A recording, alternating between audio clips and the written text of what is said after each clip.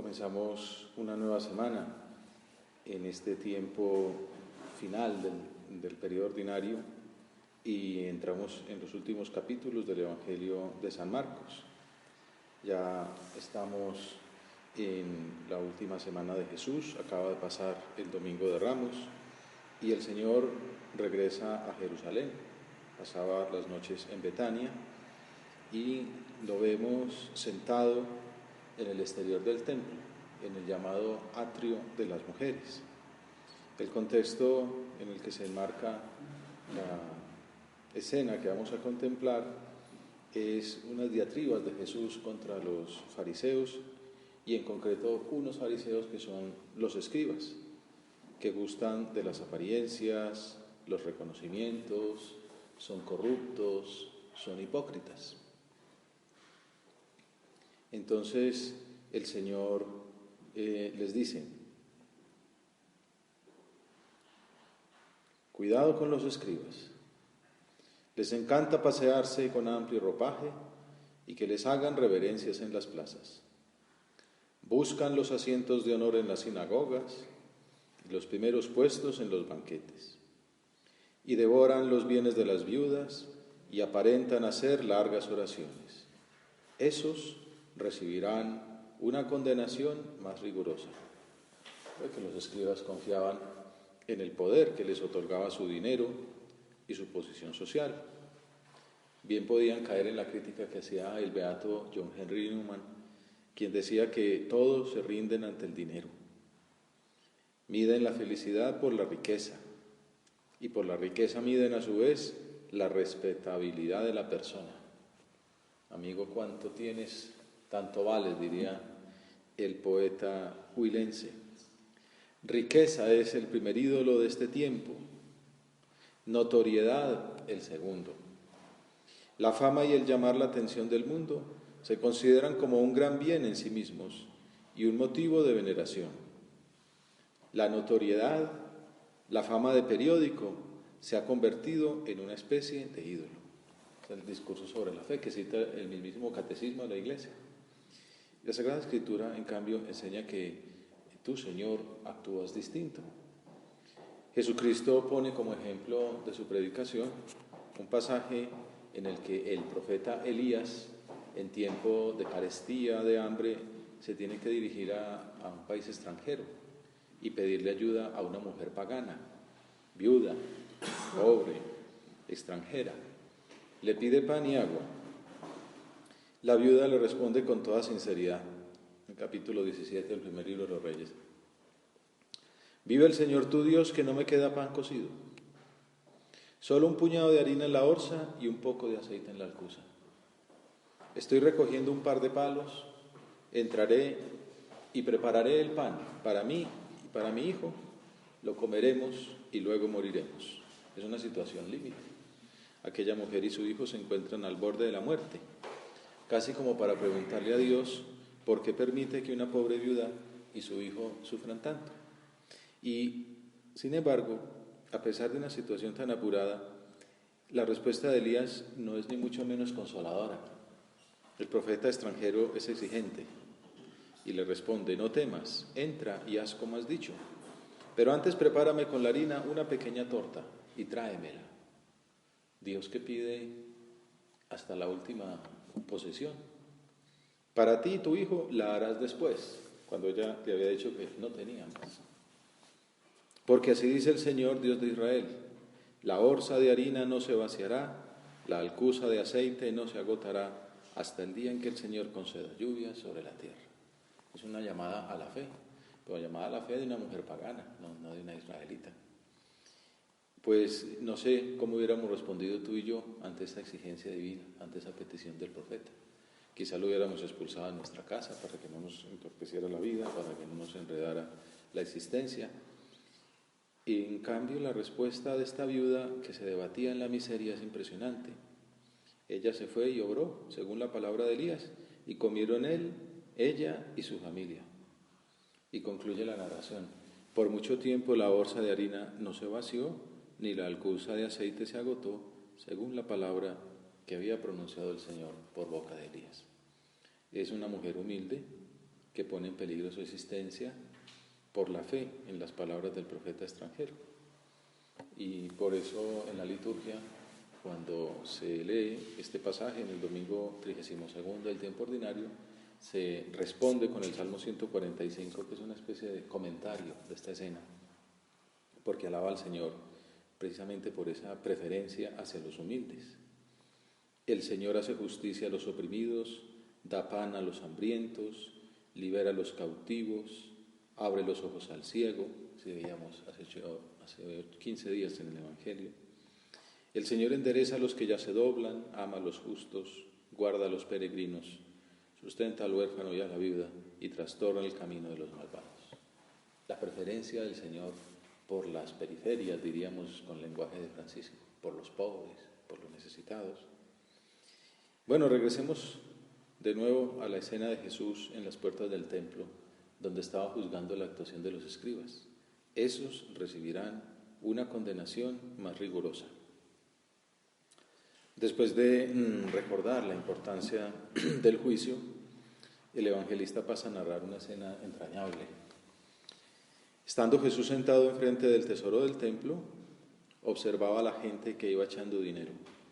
Muchos ricos echaban mucho.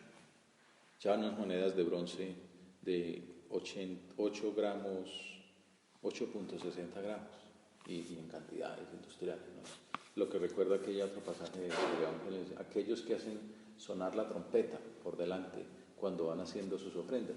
Y es que el gasofilacio, Jesús está sentado en las afueras del templo, en el atrio de las mujeres, como se verá enseguida, y está junto a las 13 charafat, una especie de agujeros en la pared en forma de trompeta, en las cuales los judíos depositaban sus ofrendas. Eran de bronce y por eso esas monedas grandes, pesadas, abundantes que echaban los ricos sonaban un poco como las máquinas de los casinos de hoy, generando admiración entre los que entraban al templo por tanta generosidad, aparentemente.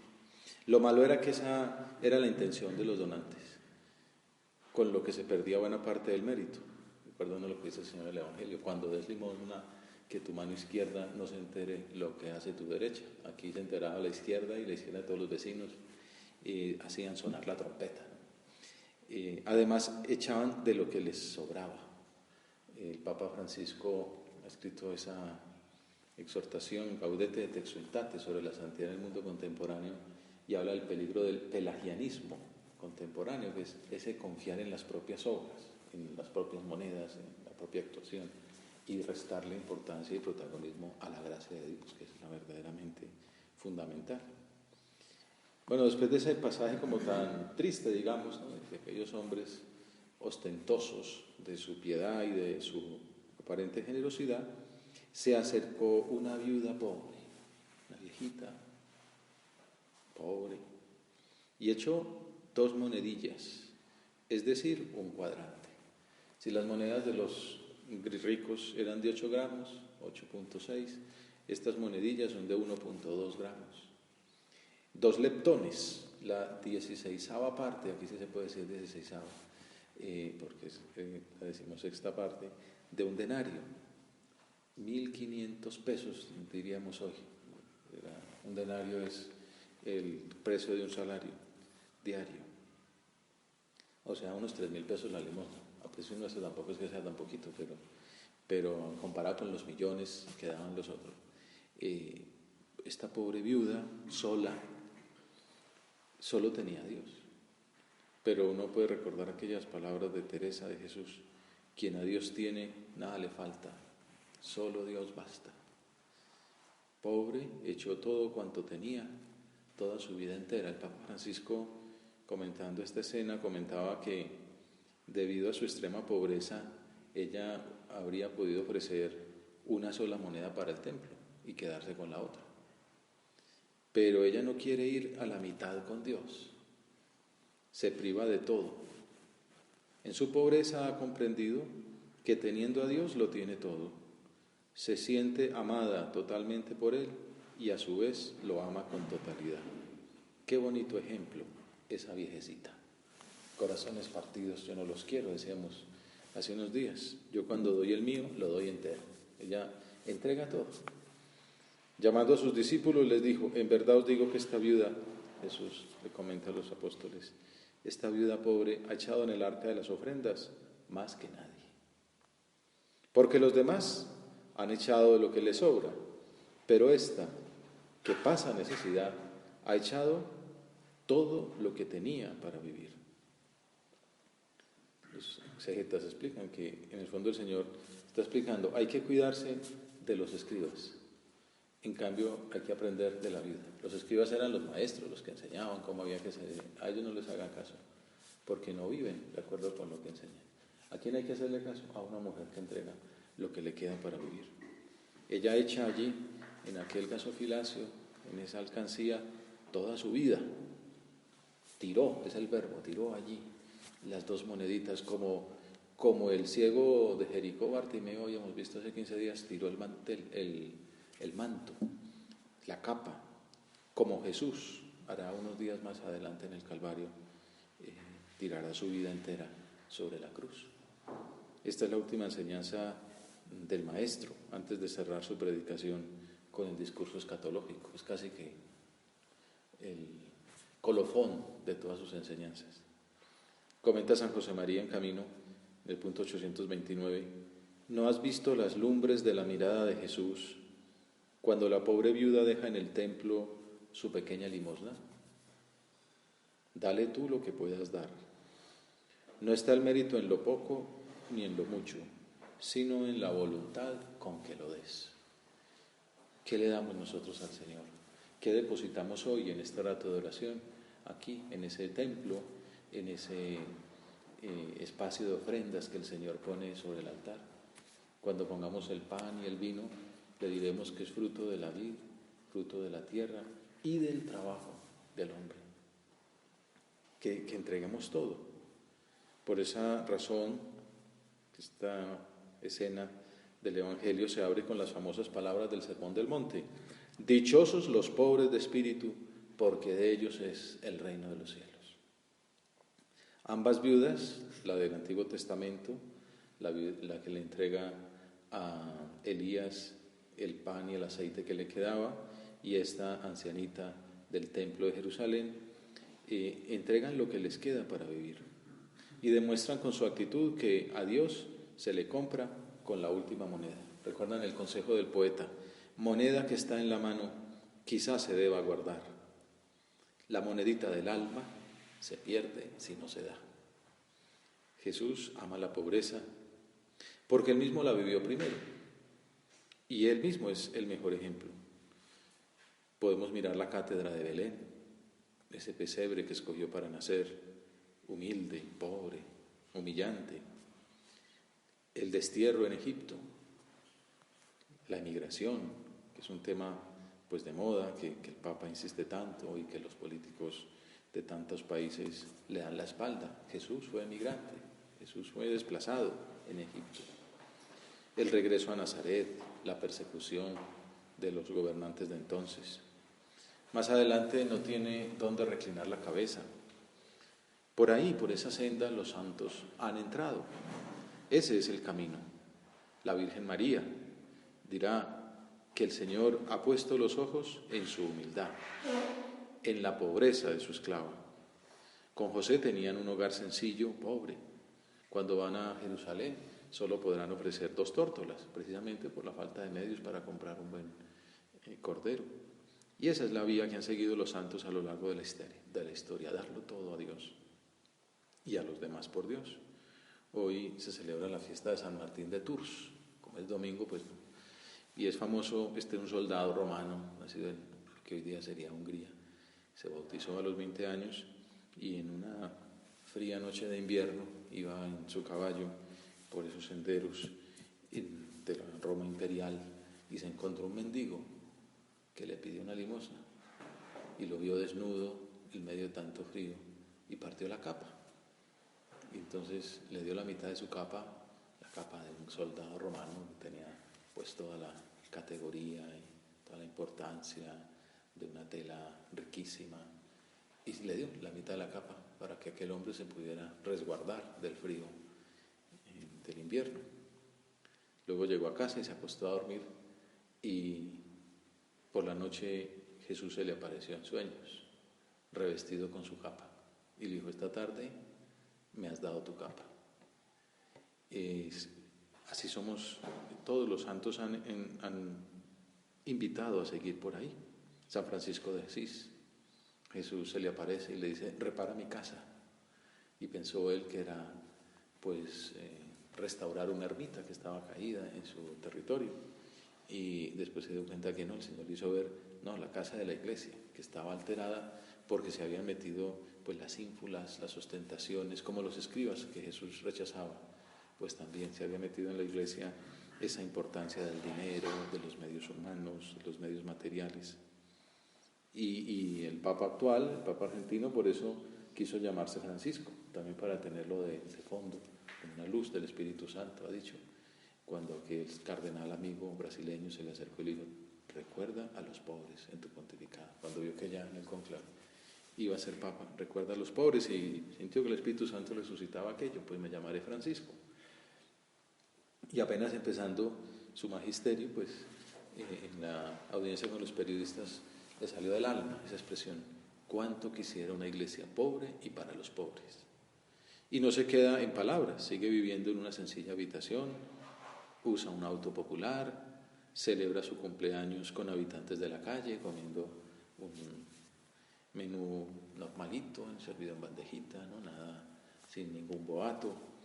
Embellece San Pedro con un centro de acogida para pobres.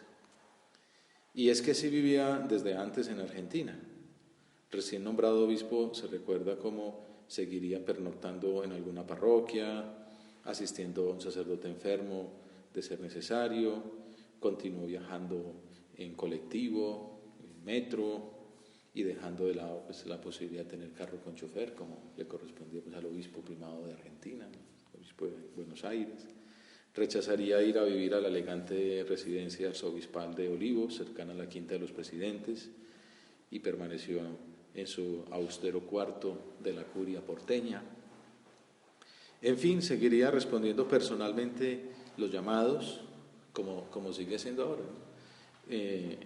Recibiendo a todo el mundo y anotando directamente él las audiencias y las actividades en una rústica agenda de bolsillo. Y continuaría esquivando los eventos sociales y prefiriendo el simple traje oscuro con el clergyman a la sotana cardenalicia. Algo cuentan los periodistas que lo entrevistaron para ese libro que se llama en su momento El Jesuita.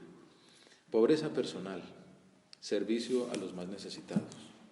Vamos mirando de esos ejemplos de Jesús, de los santos, de sus seguidores, y para nuestra vida, cómo podemos acoger esas enseñanzas del Maestro y hacerlas vida en nuestra existencia personal.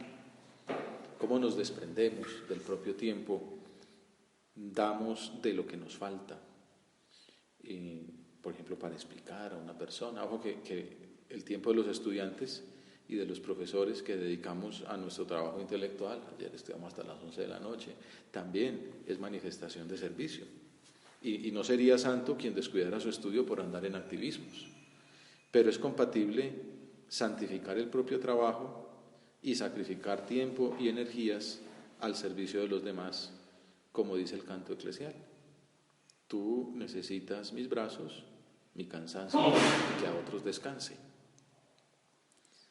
San José María decía: el verdadero desprendimiento lleva a ser muy generosos con Dios y con nuestros hermanos.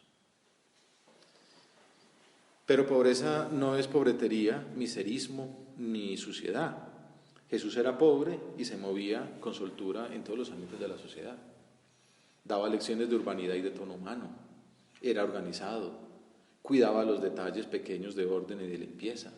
Mandaba recoger las sobras de la comida, pero no a 12, sino a una multitud. Hasta usaba una túnica tan elegante, quizá un regalo de su madre, que los soldados no quisieron partirla, sino que se la rifaron entre ellos. En estos días lo hablaba con uno de ustedes. Siempre ha existido ese riesgo del dualismo radical que rechaza los bienes materiales, basados en esa enseñanza de pobreza, llevarla al extremo de pensar que la materia es mala. Y En esto pues no se sigue el ejemplo de Jesús, como acabamos de decir. San José María hablaba de esa alternativa del materialismo cristiano. El auténtico sentido cristiano, que profesa la resurrección de toda carne, se enfrentó siempre, como es lógico, con la desencarnación, sin temor a ser juzgado de materialismo. Desde el comienzo en la Iglesia apareció el gnosticismo, que pretendía una espiritualidad que rechazaba la carne y la materia, carne y materia que Dios creó, carne y materia que Jesús asumió y que todavía continúa teniendo, un cuerpo glorioso en el cielo, con el de María también. Es lícito, por tanto, hablar de un materialismo cristiano que se opone audazmente a los materialismos cerrados al espíritu. Concluye un autor que comenta estas enseñanzas de la pobreza, que materialismo cristiano significa considerar los bienes materiales como medios y no como fines en sí mismos. Juan Pablo II, que habló mucho de estos temas de doctrina social de la Iglesia, explicaba que somos administradores. Los bienes que el Señor nos entrega es para que los administremos y de ellos tenemos que dar cuenta el día del juicio.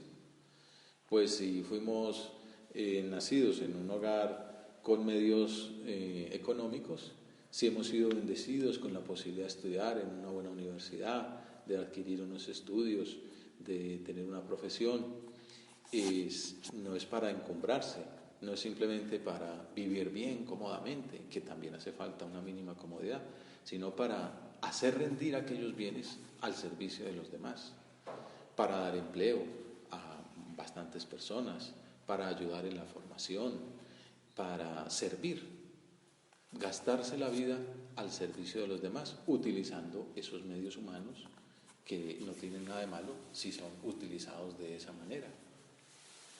Y por eso es interesante pensar, el día del juicio me preguntarán qué hice con los dones que se me dieron, con esos talentos que el Señor me entregó, que no son solamente los intelectuales o las capacidades deportivas o culturales, los talentos así, digamos, espirituales, sino también, pues se te dio unos medios materiales con los cuales podías haber hecho mucho y los dejaste ahí como un bien baldío, haciéndolos engordar simplemente para tus hijos y nada más.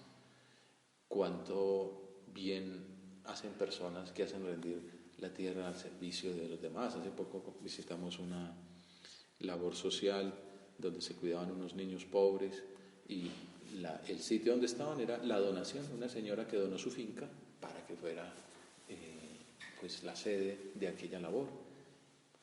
¿Cuántas cosas buenas se pueden hacer con los medios humanos si se piensa en los demás? Y si se piensa en el juicio que tenemos que dar a la hora de la muerte sobre el recto uso de aquellas riquezas. Materialismo cristiano significa considerar los bienes materiales como medios y no como fines en sí mismos. Significa dar el valor adecuado a los bienes de la tierra como venidos de las manos de Dios para ser utilizados en beneficio del desarrollo humano integral.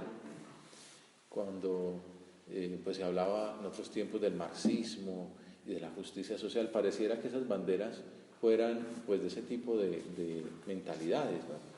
Lo que llaman la izquierda, pues la Iglesia no hay izquierda y derecha, pues todos somos cristianos. Y se decía que pues lo que tiene de bueno la predicación de Marx es tomado del Evangelio, que es Jesucristo mismo el que habla de poner en primer lugar a los pobres. Acaban de canonizar al obispo Óscar Romero, que era un hombre pues, que ponía en primer lugar a los pobres. Entonces algunos han intentado ponerlo como si fuera izquierdista y no, pues un hombre más piadoso y más buen cristiano y más de derechas, dijeron, pero es que el cristianismo va de la mano así. Mismo Juan Pablo II decía, es que es muy curioso que sea entre comillas de derecha en lo moral, ¿no? y de izquierda en lo social. Entonces la explicación que dan, no, es que simplemente es seguidor radical de Jesucristo, y Jesucristo llama a la felicidad viviendo bien la moral, y la moral incluye la preocupación por el desarrollo humano integral, que incluye la ecología, que incluye la justicia social, que incluye la preocupación por los pobres, por el empleo, por las necesidades de los más periféricos, diríamos con palabras del Papa. Significa dar el valor adecuado a los bienes de la tierra, como venidos de las manos de Dios, para utilizarlos en beneficio del desarrollo humano integral, en el desarrollo de todos y cada uno de los hombres. Entonces ahí sí que tenemos que pensar cómo hacer rendir nuestros talentos para servirle a más gente. No solamente para yo poder comprar una buena casa, una buena finca y poder darle una buena educación a mis hijos, sino cómo puedo hacer para hacer más justicia, para que más gente viva bien, para que haya más empleo, desde mi empresa, desde mi labor, desde mi trabajo, desde mi academia. No es encumbrarse uno solo, no es solo pensar en mi carrera, sino pensar en los demás. Bueno, otra manera de vivir ese desprendimiento, esa pobreza, hemos dicho, de los bienes materiales, de los talentos, trabajando para ponerlos al servicio de los más necesitados, pero también hay una manifestación de esa pobreza, de ese desprendimiento, que es el desprendimiento de uno mismo. Hemos visto también ese desprendernos de nuestro tiempo. Nosotros pensamos, por ejemplo, tenemos que entregar un trabajo o planeamos una jornada de estudio y decimos, bueno, 8 horas para estas 80 páginas, 10 páginas por hora, por decir algo. Y vienen y nos piden un favor, que visitemos a un enfermo, que acompañemos a nuestros padres a alguna gestión, o a una persona que nos llama a pedirnos una explicación, que no entienden un problema, una clase que no asistieron. Y entonces el egoísmo diría, uy, me está rompiendo mi planeación. Obviamente es justo también pedir que respeten, ¿no?, lo previsto, pero es Cristo que, como aquel mendigo de Martín de Tours, nos está pidiendo algo de nosotros. Y quizá no sea la capa, sino de nosotros mismos, de nuestra propia vida, de nuestro propio tiempo, desprendernos de ese tiempo que a veces cuesta más que unas monedas o unos billetes. Pero luego también desprendernos del propio juicio, de la honra, del prestigio. Eso también es pobreza. Y a veces cuesta más que dar una limosna o incluso que dar de nuestro tiempo. Aunque hay que luchar y esforzarse para poner a Cristo en lo alto de la profesión, y es muy cristiano, así como decimos, tener unos medios humanos suficientes para vivir templadamente, también conviene tener un prestigio. Para poner a Cristo en la cumbre, pues si uno puede ser el mejor estudiante, San José de María decía, al que pueda ser sabio, no le perdonamos que no lo sea. Y si se puede ganar el premio Nobel, pues se lo debe ganar. Ojalá hubiera muchos cristianos que pusieran a Cristo en la cumbre de las actividades a las que se desempeñan, en las que están llamados por Dios. Pero también hay que estar dispuestos a padecer en silencio de las contradicciones, como Cristo en el huerto de los olivos, como Francisco, el Papa, ante la traición reciente de un subordinado. Cuando me empiezan a preguntar, un hombre que todos pues se caía a su peso, lo incoherente de sus acusaciones, el Papa dijo, no voy a decir ni una sola palabra al respecto. Ustedes son periodistas, estudian la carta esa y se darán cuenta pues que ya ustedes verán, se darán cuenta de lo que hay, que son esas incoherencias, pero yo no diré ni una sola palabra. Y después, gente que lo conoce explicaba que lo que quería era imitar a Jesús en el huerto de los olivos. Jesús podría, delante de Pilato, decir, y más tarde delante de Herodes, pues de explicar las incoherencias que había en los argumentos de los escribas, de los fariseos, cómo él verdaderamente era el Hijo de Dios, cómo había dado de comer a los pobres, cómo había hecho milagros. Pero concretamente Herodes dice, Jesús callaba. No se defendió, es que vengo a cumplir la voluntad de Dios. También eso es pobreza, pobreza del prestigio, del reconocimiento. Pues se nos acaba el tiempo y acudamos a la Virgen pobre. A ella le pedimos que nos ayude a imitar a su Hijo en el desprendimiento de los bienes materiales, de nuestro propio yo, para que seamos generosos con Dios, le demos la monedita del alma, le demos la última moneda y generosos con los demás, siguiendo el ejemplo del Evangelio de hoy, de esa viuda que entrega lo último que le queda, para que el Señor pueda decir de nosotros lo que dijo de aquella santa mujer. En verdad les digo que esta viuda pobre echó en el arca de las ofrendas más que nadie, porque los demás echaron de lo que les sobra, pero esta que pasa necesidad echó todo lo que tenía para vivir.